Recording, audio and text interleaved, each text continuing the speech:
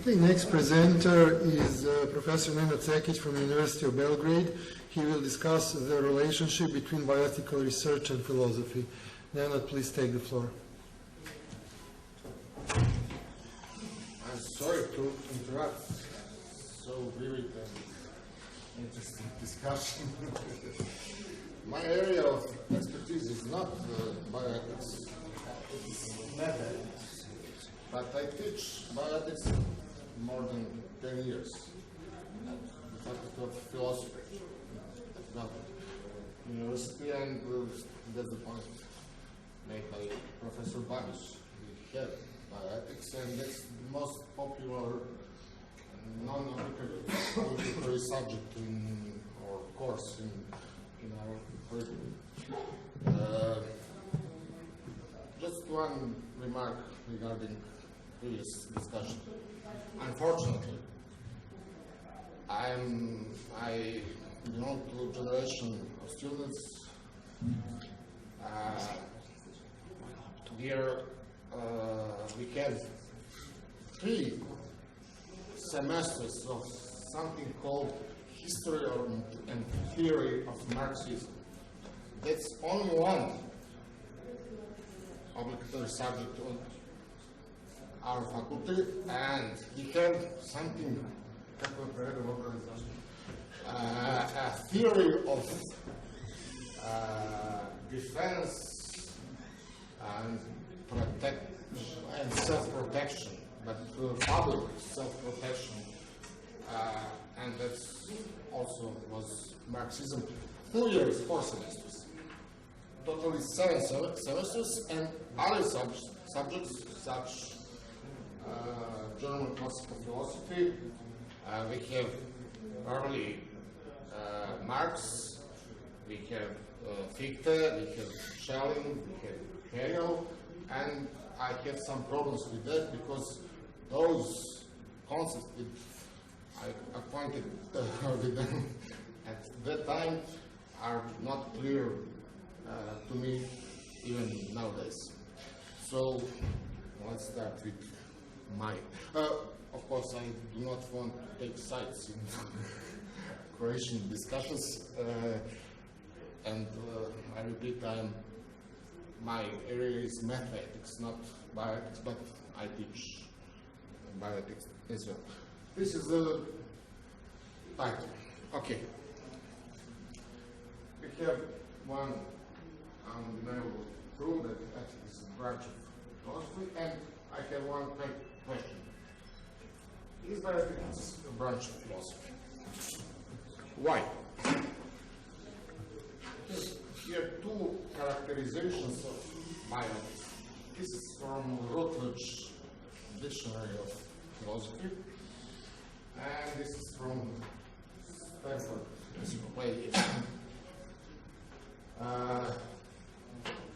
If you read these characterizations carefully, you can see various concepts connected with philosophy, but not philosophical ones. Biotechnology, sciences, medicine, politics, law, and philosophy. You can see here.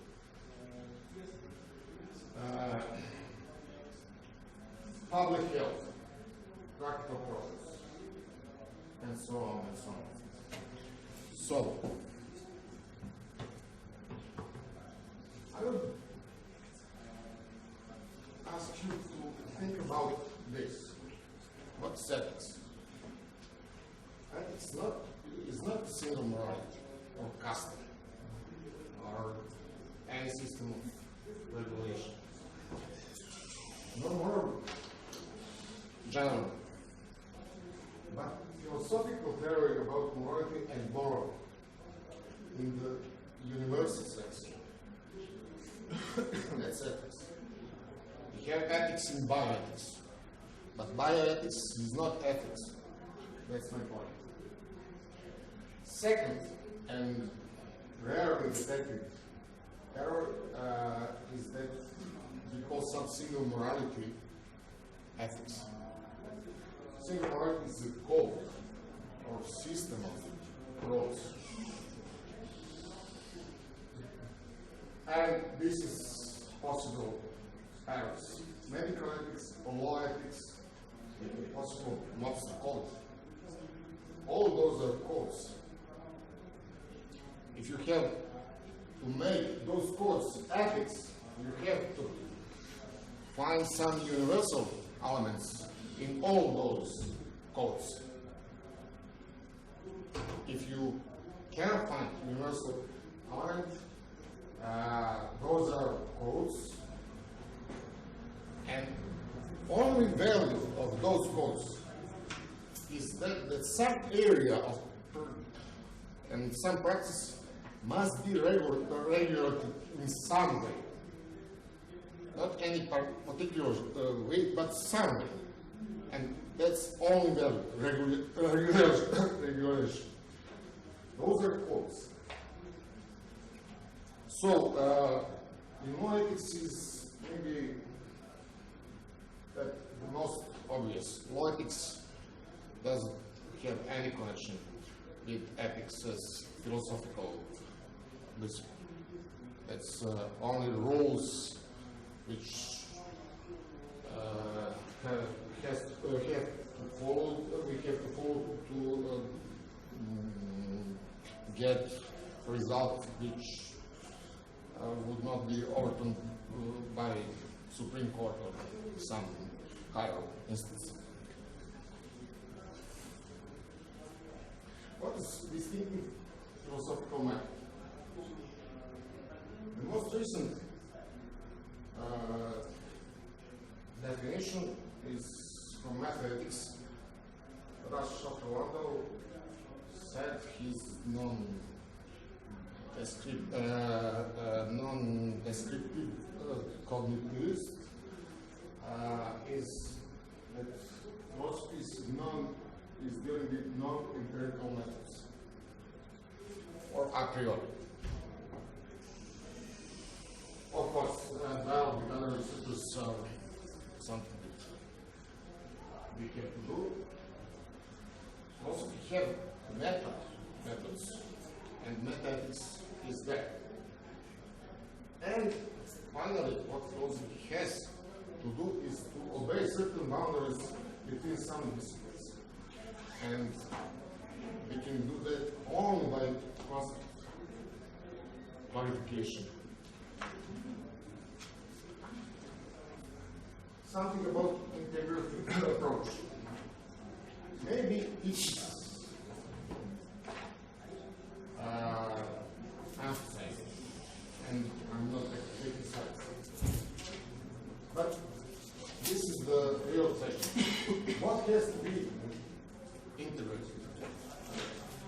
If you integrate something, or let's say in chemistry, you have this and that and in some measure and put together and some chemical reaction occur and you have some integration. I don't have a picture what have to be integrated in integrative bioethics. That pluriprospective or multidisciplinary approach is something that is obvious in bioethics.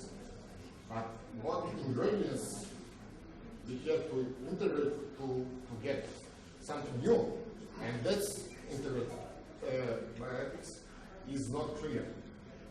But this concept is very, very problematic. Overcoming this Hegelian concept. You have A and non-A, and by synthesis or integration, you have something new. And then Marx said, yes, but not in ideal world, but on earth. And that's maybe some connection in that integrative approach and Marxism and Hegel. Overcoming is dangerous because concept clarification is needed in philosophy. You cannot have fruitful discussion between scientists, philosophers, physicians, and some others, with clear concepts. You can mean one thing, I can mean another thing, and somebody else, some he thought that means what? That means using same concept, but with very different content. So, concept clarification is needed, and that's the job. This is the question. If you have too many words, too many pages, I think that philosophical books are overcome. Everything you have to say or must say, you can do that in 20 or 30 pages. Large books are for history. Maybe as some kind of proceedings or something like that, but not as one thesis from beginning and 500 pages after that. This is a more question for integrative bioethics. Is that kind of new ideology or not? Because I do not have feeling that integrative approach is so different from other approaches in bioethics that we have to insist on our approach. Everything is bioethics. And final point. What's philosopher's job? I said bioethics is not an ethics at all. It has some connection with philosophy, but our job is very clear. Not to all confusions, I said. You have to have very clear normative position if you analyze some bioethical problems, if it has any normative consequences. You cannot be both utilitarian and Kantian. You have to choose that distinctions cannot be overcome. How? How could we integrate utilitarianism and Kant? Yes, Richard have tried that and didn't do a very good job in that.